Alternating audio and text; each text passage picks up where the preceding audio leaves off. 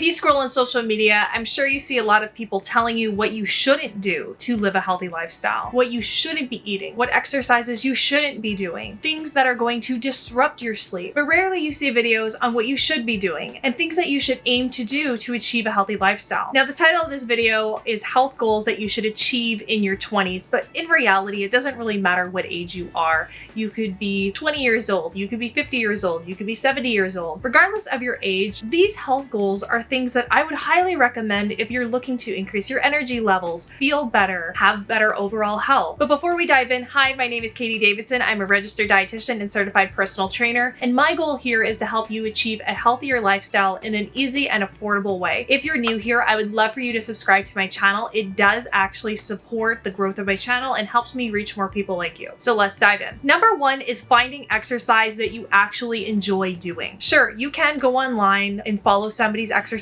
program and absolutely hate it. You might see results, but you hate doing it. Or you could spend time getting to know yourself and what works for your body, your time, and your preferences. And when you do this, you'll actually notice that you'll exercise longer, you enjoy doing it, and you're more likely to sustain it long term. Now, a lot of people ask me, what is the best form of exercise? And there is no one answer to this. It really depends on your goals, your preferences, your budget, your time, where you live in the world. All of these things are going to make a difference. But if you're unsure with what exercise is best for you, the best thing you can do is experiment. You could try weight training. Maybe you have some dumbbells at home, or you have access to a gym that you can go to. Or maybe you want to try Pilates or yoga, which certainly is going to help you develop strength, but it's more low impact compared to other forms of weight training. Maybe you really like cardio, so maybe you want to try swimming or hiking or running. Maybe you're more of a sports person, so you really like playing tennis or soccer or football or hockey or any type of sport really. When you experiment a little bit, you're going to start to find out what you really like and what you do not like at all. In reality, unless you have very specific goals, so for example, you want to be able to bench press a certain amount of weight, or you have performance goals that are specific to a sport that you're really competitive in, it's not as important to have a really strict exercise program. Instead, finding something that you really enjoy and having variety in your exercise routine is going to be most beneficial for you. Ultimately, the goal for most people is to find a form of exercise and active lifestyle that fits their preferences, fits their budget, fits their location, fits their schedule, and they just really actually enjoy doing it and are actually going to do it long term. The second thing you should strive for is getting quality sleep. Sleep is so important for our health, and most people are not getting enough. And let me be clear, it is not a flex to say that you don't get a lot of sleep and that you work well on not a lot of sleep. Sleep is just as important as exercise and good diet. And I really think we need to have a cultural shift here. You wouldn't see somebody showboating about how badly they eat or how badly they exercise. So we shouldn't really be proud of the fact that we're not focusing on our sleep and not doing the best we can with that. Besides actually improving your energy levels, getting sleep is so important for the overall function of our body. When you're sleeping,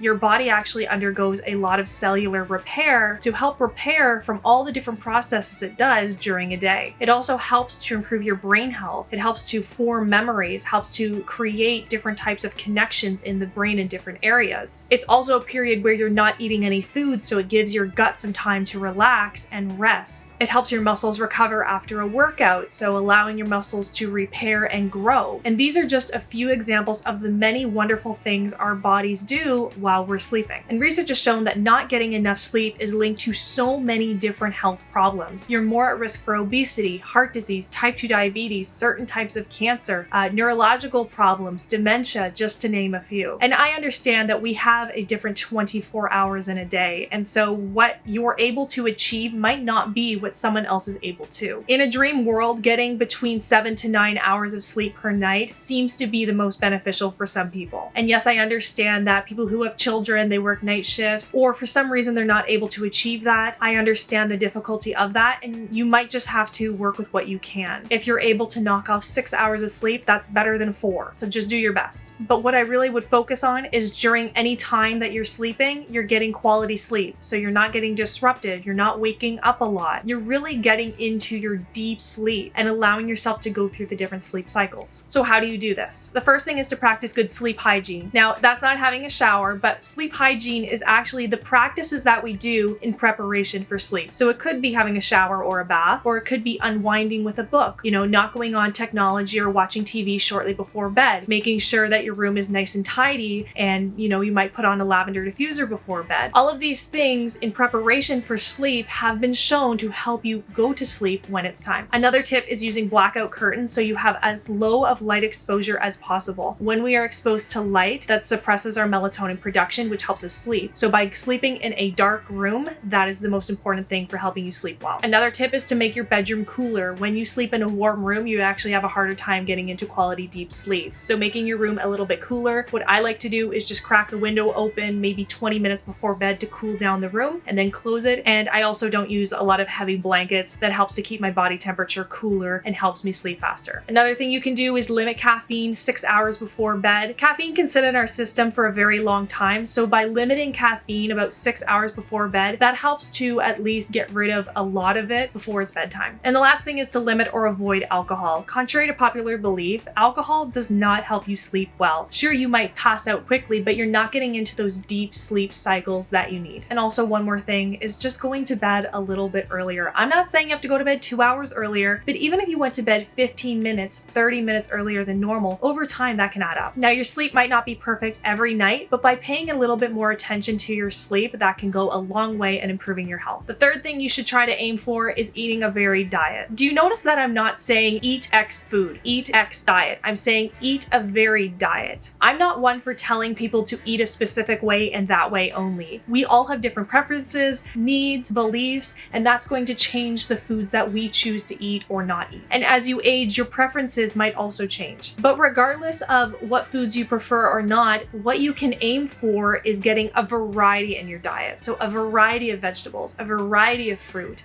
a variety of different healthy fats, a variety of protein sources. This helps to ensure that we're getting enough nutrients in the day. So protein, carbohydrates, and fat. You're also getting a variety of micronutrients in the diet. So think your vitamins and minerals. Also, you're getting in a variety of different polyphenols and antioxidants that are also helpful for good health. When we focus on variety, we're allowing our body to get a variety of things that it needs. The fourth goal I would aim for is finding ways to manage your stress. Regardless of who you are, we all deal with stress, just in different ways from different things. But chronic stress is one of the biggest problems in our society today, and it can wreak havoc on our mental and our physical health. When our bodies are under chronic stress, and when I say chronic, it means long-term, it actually can increase levels of cortisol, which is a stress hormone in the body. Now, cortisol is important for many functions in the body, and we do need it to an extent, but when it's released in high amounts all the time, that's not good for us. When we are undergoing chronic stress, our fight or flight system is constantly on, and this releases a variety of different stressors in the body that can over time do damage to the variety of different organs we have. So making sure that you're managing your stress is not only important for your mental health, but also your physical health as well. But just remember that everybody deals with stress differently, and so what works for one person may not work for another. So some examples for helping reduce your stress levels include going for a walk, doing some exercises, reading a book, talking with a friend, playing video games, though be careful with video games because it can increase your stress levels too, taking up a hobby, prayer or meditation, and these are just a few examples. You may also benefit from working with a qualified professional who can help you navigate your own unique circumstances. In a dream world, if you're able to manage your stress starting at a young age, this is going to set your health up better for the long term. But regardless of your age, finding ways to manage stress is always a good thing, and it's going to help you navigate the ups and downs in life a lot better. And the fifth thing I would recommend is being a lifelong learner. I find for a lot of people, the moment they graduate, whether it's from high school, college, or university, the moment they graduate, they close all books and they don't try to learn any more after that. Essentially, they feel that they've been in school long enough that they don't need to learn anything new. But I want you to remember that just because you've graduated from school and now you're in the working world doesn't mean that you can never learn anything new again and that you can never expand your knowledge or your skills. First of all, learning can help you better understand yourself, but it can also help you better understand the world around you. And the more you explore new things, you might discover that you have new interests you never knew about, or that you can excel in your career more. So I think it's a really good idea to always be a lifelong learner and be motivated to expand your mind. Not only that, but when you are actually learning new things, whether that's reading a book or learning new skills, skills, you're actually developing neural pathways in your brain, and this has been shown to support better brain health as you age. For me, my career always requires me to stay on top of the latest research, so I am always learning, but I love to read nonfiction books on a variety of topics such as psychology, finances, fitness, you name it. But I understand if that's not for you, not everyone loves to read nonfiction books like I do, so here are some other examples that you can try. Number one is maybe you'll learn a new fitness routine. When we learn a new fitness routine, it not only challenges our muscles, but it also challenges our coordination, it helps challenge our brain, it helps develop new neural pathways. So it's a really good idea to switch things up every so often. Number two is learning a new hobby. Not only is learning a new hobby great for our brain and creativity, but it's also a way to stay connected to other people and improve our socialization while also reducing stress. Number three is popular for a lot of people, but maybe watch some new documentaries on different topics. Number four is not really specific, but going out and talking to other people, asking them questions, learning about their lives and what they do. By socializing with other people, you're learning as well. And number five is taking a course online or in person. For example, I try to take a new course at least once a year to expand my knowledge on nutrition, fitness, finances, or other topics. And now that I'm done university, most of the courses I take are actually online, but I do find them really beneficial and they keep me on my toes and interested in new topics. But I understand that that might not be in the budget for a lot of people, so even just watching free YouTube videos or watching documentaries or reading books, these are really effective ways to learn about a new subject. And again, these are just examples. There are a variety of different ways that you can continue to be a lifelong learner. But one thing I would recommend is labeling yourself as a lifelong learner so that you're automatically thinking of ways to expand your brain at all times. And once you start, you'll be amazed at how much you can actually learn and how much you have to learn and what you don't know about the world. And that'll increase your curiosity even more. And remember, you are never too old to keep learning. So keep your mind open to all of the different possibilities of things that you have yet to learn. And that's it for today's videos. I hope that these 5 health habits